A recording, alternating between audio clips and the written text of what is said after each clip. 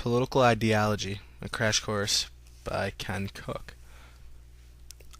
Ever since the two-party system in America has started over 200 years ago, there is always a debate on which party do you belong to.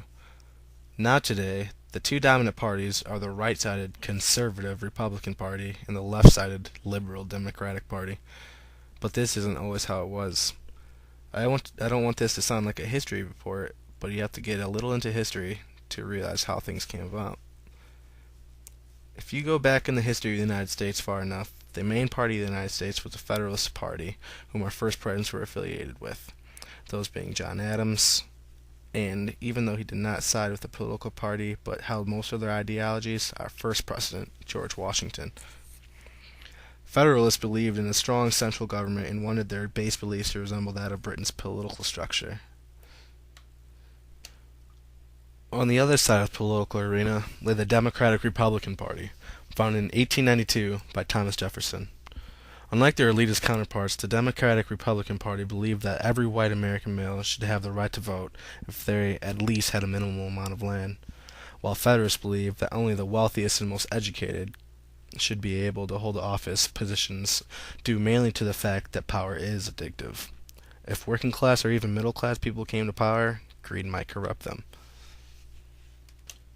Around 1800, the Democratic Republican, or Republican Party for short, seized power of Congress, becoming the majority.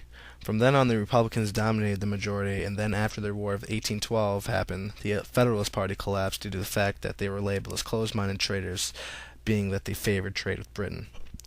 After the collapse of the Federalist Party, an era of time ensued named the Era of Good Feelings. Only the Republican Party was left standing until the mid-1820s, when a new party emerged, the Whigs.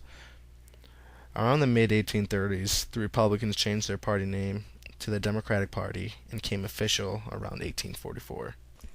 The Republican Party that we are all accustomed to today did not emerge until 1854. Founded by abolitionists, it became the main opponents of the Democratic Party. The Merriam-Webster Dictionary defines Democrat as one that practices social equality. This is evident by the many pieces of legislation they have helped pass, such as the New Deal signed by Franklin Roosevelt, which brought economic relief to most of all the minorities, and the Civil Rights Act of 1964 that ended segregation in America indefinitely. Democrats appeal to a broad base of voters because they seem to be more open towards all types of walks of life, including immigrants. So if Democrats want social equality, then what do Republicans want?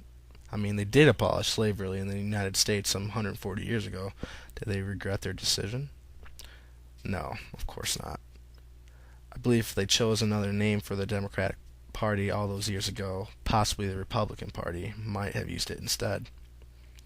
Republicans usually are more conservative than their counterparts, especially in matters regarding money. They reject the notion of big government, meaning that government bodies should focus on international affairs, law, and defense, and leave other goings-on to local governments and institutions. On social issues, they tend to believe in enforcing laws that protect the integrity of traditional family system and laws that promote human decency. That is evident in their opposition to extending civil marriage to homosexual couples. It is hard to generalize ideologies into political parties because there may be quite a lot of variation between each person. I am far from an expert on the topic, so I'll leave it up to you to further read on the subject and let you decide who you are most likely to identify with. You can find all sorts of information via the internet or the library for this kind of information.